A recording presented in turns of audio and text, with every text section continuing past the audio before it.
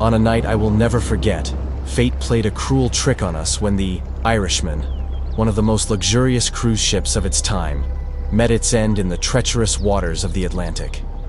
It was May of 1930, and I, Thomas O'Malley, was fulfilling my duty as an experienced sailor, proud of my 30 years at sea. The weather had started to change a few hours earlier, but nothing could have prepared us for the fury that nature was about to unleash. The storm that struck us was unlike any I had ever faced in my long maritime career. The wind howled like an enraged beast, and the waves rose to terrifying heights, like liquid mountains ready to swallow us whole. The passengers, who moments before had been enjoying the luxury and comfort of the ship, were now desperately clinging to any fixed surface as the Irishman was violently tossed by the raging waters. That was when I felt the devastating impact. The sound of the hull tearing against the reef echoed through the ship like a cry of agony. In that instant, I knew we were doomed. Water began flooding the lower compartments at an alarming speed, and panic spread among the passengers like fire through dry straw. Amid the absolute chaos, my training and experience took over. While other crew members ran disoriented or froze in fear, I began organizing the ship's evacuation. Time was our most relentless enemy. Every second lost could mean more lives claimed by the furious sea. That was when I found a young woman named Sarah Collins. She stood on the deck, a lone figure amid the widespread confusion. Unlike the other passengers, who screamed and shoved each other in desperation, Sarah remained surprisingly calm. Her eyes met mine, and in that brief moment of connection, I realized she would be crucial to our survival. With Sarah's help, I managed to gather a group of survivors toward one of the remaining lifeboats. The Blackwood couple, despite the terror on their faces, stayed together and helped soothe the three French sisters, Marie, Louise, and little Sophie, who couldn't have been older than 12. Dr. Henderson, though his hands trembled, assisted in getting other passengers aboard, while Reverend Matthews murmured prayers in a low voice. Isabella Rossi, the Italian singer who had enchanted the passengers the night before with her angelic voice, now sobbed quietly, comforted by the American businessmen, Parker and Stone. The irony of the situation did not escape me. People from different social classes, nationalities, and walks of life, now united by the same uncertain fate. The process of lowering the boat was a battle against the forces of nature. The waves crashed against the ship's hull with brutal force, threatening to crush our small vessel at any moment. I used all my experience to coordinate the perfect timing, waiting for the exact moment between the waves to begin the descent. When we finally managed to distance ourselves from the Irishman, we witnessed its last battle against the sea. The ship, which once symbolized the pinnacle of luxury and naval engineering, began to sink slowly, its lights still shining through the dark waters, like candles extinguishing one by one. The sound of metal twisting and breaking echoed through the stormy night, mixing with the distant cries of those we could not save. The next 48 hours were a test of physical and mental endurance. In our small boat, we fought against the waves while I tried to maintain a steady course, even without knowing our exact position. The rain continued to fall mercilessly, and the cold began to seep into our bones despite our soaked clothes. Sarah proved to be a true force of nature during this period. While I focused on keeping the boat steady, she organized shifts among the passengers to bail out the water that constantly invaded our vessel. Her calm and determined presence helped maintain the group's morale, even in the darkest hours. The French sisters held each other tightly, sharing body warmth, while Marie, the eldest, sang soft lullabies to soothe Sophie. Dr. Henderson used his medical knowledge to care for Mr. Blackwood, who had injured his arm during the evacuation. Isabella Rossi, slowly regaining her composure, occasionally joined her voice to the French songs, creating surreal moments of beauty amid the chaos. Parker and Stone, the American businessmen, proved more useful than I had expected. Despite their soft hands, clearly unaccustomed to hard labor, they took turns rowing with me when necessary, following my instructions without question. Reverend Matthews, though physically weak, maintained a constant flow of words of encouragement, which, surprisingly, seemed to bring comfort even to the non-religious among us. The night felt endless, and every wave that struck us threatened to be our last. I saw fear in the passengers' eyes, but also great determination. We were strangers, forced into extreme intimacy by circumstance, sharing not only the boat's limited space, but also the struggle for survival. It was at dawn on the third day that we spotted the island. At that moment, it seemed like a blessing, a promise of solid ground and safety after our ordeal at sea. The relief in the boat was immediate, and even I, with all my experience and natural caution, allowed myself a moment of hope. If only we had known what awaited us on that seemingly saving piece of land, we might have preferred to continue our fight against the sea. Our first sight of the island revealed a beach of pale sand surrounded by a dense tropical forest. After the exhausting journey at sea, the sight of solid ground filled us with hope. I guided the boat through the waves breaking on the shore, and when we finally touched the sand, everyone fell to their knees, grateful to have survived the crossing. I immediately took the lead, knowing that our survival would depend on organization and discipline. I chose a spot near the beach, but sufficiently sheltered by the vegetation to establish our temporary camp.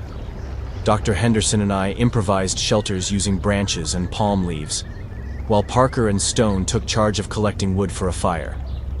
Sarah continued to prove her usefulness, organizing the French sisters to gather fruits she recognized as safe to eat. Isabella Rossi, still shaken by the shipwreck, found purpose in helping the Blackwoods organize the few belongings we had managed to save. Reverend Matthews, though physically limited, kept the group's spirits high with his words of encouragement. During those first days, we established a routine. In the morning, I led small expeditions to explore the island in search of fresh water and additional food.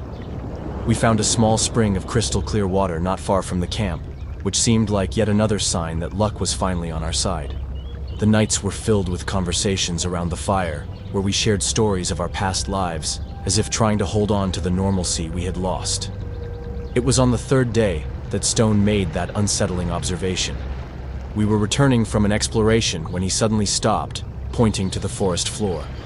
"Look," he said, his voice trembling slightly. "The ground. It's moving." At first, I dismissed his concern as stress-induced paranoia, but then I saw it too. Subtle rises in the soil, as if something immense was moving beneath the surface. I tried to keep the group calm, explaining that it was probably just geological peculiarities of the island, but deep down, my seafaring instincts screamed that something was terribly wrong. Dr. Henderson, with his scientific mind, suggested it could be underground volcanic activity, an explanation we all eagerly accepted, desperate for rationality. Little Sophie, curious as any child, often ventured beyond the boundaries we had set for the camp, despite her sister's constant warnings. She claimed to see strange lights among the trees at night, but we dismissed her accounts as mere childhood imagination. How I regret not paying more attention to her warnings. As the days passed, I noticed subtle changes in the environment. The forest floor seemed increasingly disturbed, with inexplicably churned-up areas appearing overnight. The air grew heavier at dusk, filled with a scent of scorched earth that we could not explain. Isabella began having nightmares, waking the camp with her screams. The Blackwood couple reported hearing strange noises during their watch shifts, a bizarre hissing sound that seemed to come from deep underground. Even the ever-skeptical Dr. Henderson admitted that something about the island felt fundamentally wrong. Then came that fateful afternoon. Sophie had wandered off for only a few minutes, playing near the forest's edge, always under Marie's watchful eye. The scream we heard was not one of surprise or fright. It was a sound of pure terror that shattered the island's apparent tranquility. I ran toward the sound, with Sarah and Marie right behind me, but when we reached the spot, all we found were Sophie's little sandals and bloodstains on the disturbed ground. That night, as the group huddled around the fire, consumed by fear and guilt, we saw those monstrous, bizarre antennae for the first time. They were enormous structures, emitting a faint blue-green glow, moving among the trees like phosphorescent specters. Reverend Matthews began praying aloud, his words blending with the stifled sobs of Louise and Marie. The reality of our situation finally became clear. We were no longer castaways waiting for rescue. We were prey, trapped on an island that harbored horrors beyond our comprehension. The tropical paradise that had once seemed like our salvation had turned into our worst nightmare, and the true terror was only just beginning. Dawn brought a horror that none of us were prepared to face. The ground began to tremble beneath our feet, first gently, then with great violence. I saw the terror in the Blackwood's eyes when the earth began to split open like a wound, and from it emerged monstrous ants, their black exoskeletons gleaming under the tropical sun, each one the size of a car. Mr. Blackwood tried to protect his wife, but it was useless. In seconds, the jaws of those creatures reached them. The sound of breaking bones and their screams of agony still haunt me. Mrs. Blackwood reached out to me in one last desperate gesture, but it was too late. There was nothing I could do but watch, powerless, as they were torn apart before our eyes. Amid the chaos, I managed to gather the survivors and guide them to the highest point on the island, a rocky formation that offered some protection against those subterranean creatures. Sarah helped me organize the group. We set up watch shifts and created a system of silent signals to communicate, as we soon learned that loud noises only attracted more of those insects. The French twins were next. Marie and Louise had ventured a few meters below our refuge in search of water. The attack was swift. The ground beneath their feet simply disappeared, and they were dragged into one of the underground nests. Their screams echoed throughout the island, growing weaker until they were silenced forever. Dr. Henderson couldn't bear it. The sight of the giant ants and the loss of so many companions shattered his rational mind. One morning, he started laughing hysterically, talking about how he needed to study those creatures more closely. Before we could stop him, he ran downhill, straight into the jaws of one of the insects. His laughter turned into screams, then into silence.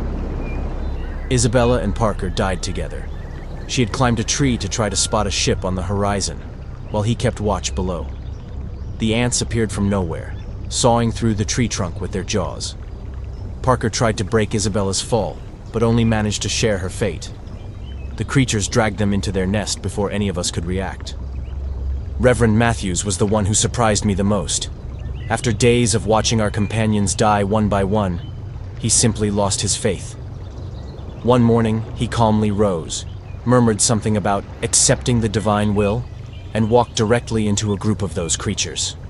There were no screams, no struggle, just acceptance.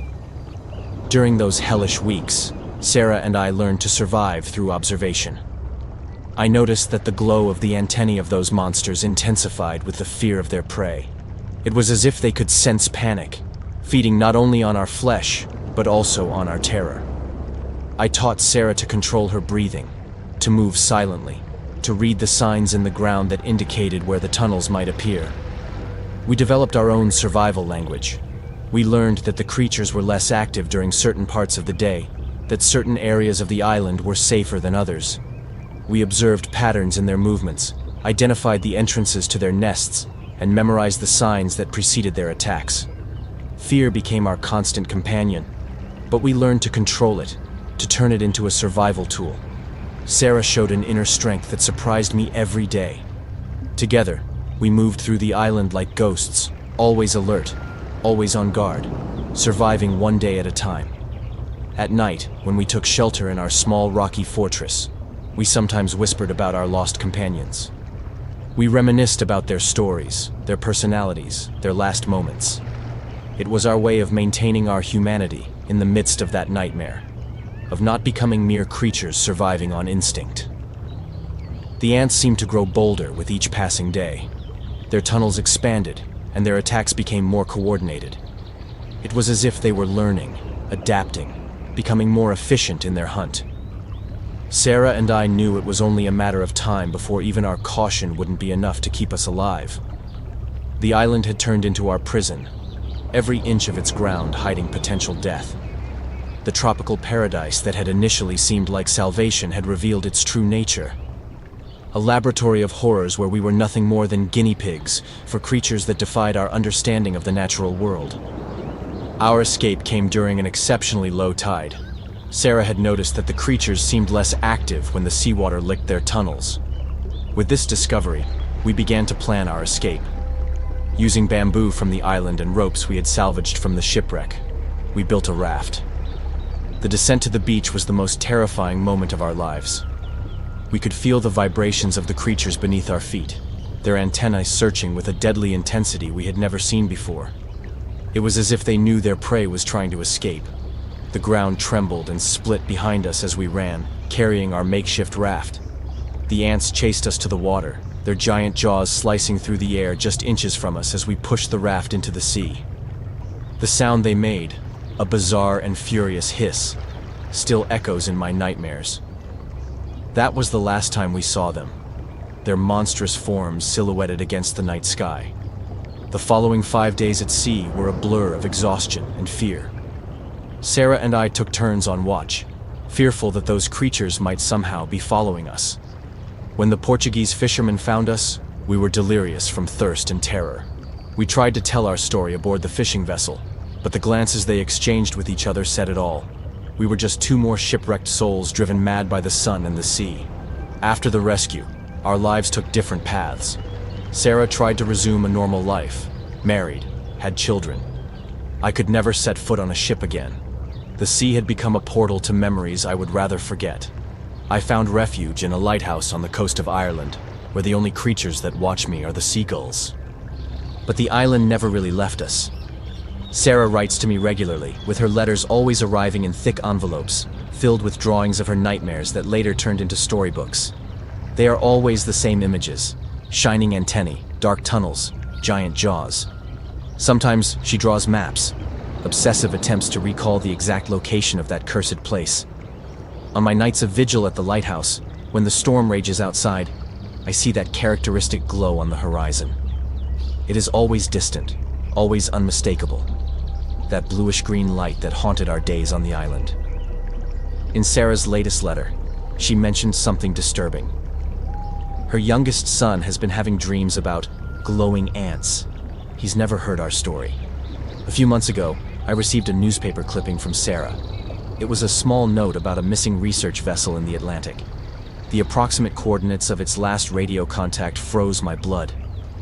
They were dangerously close to where I believe the island is. The most frightening thing, however, are the sounds I sometimes hear through the lighthouse floor. On particularly quiet nights, when I press my ear to the wooden floorboards, I could swear I hear that familiar bizarre hiss, as if something is digging its way through the rocky seabed, expanding its tunnels, looking for new prey. I keep a suitcase always ready beside my bed at the lighthouse. Inside, there is a detailed journal of our experience, maps with my attempts to triangulate the island's location, and Sarah's drawings. If something happens to me, if the creatures finally find me, I want the world to know the truth. But sometimes, on the darkest nights, when the wind brings with it that familiar odor, I wonder if it's already too late to warn humanity.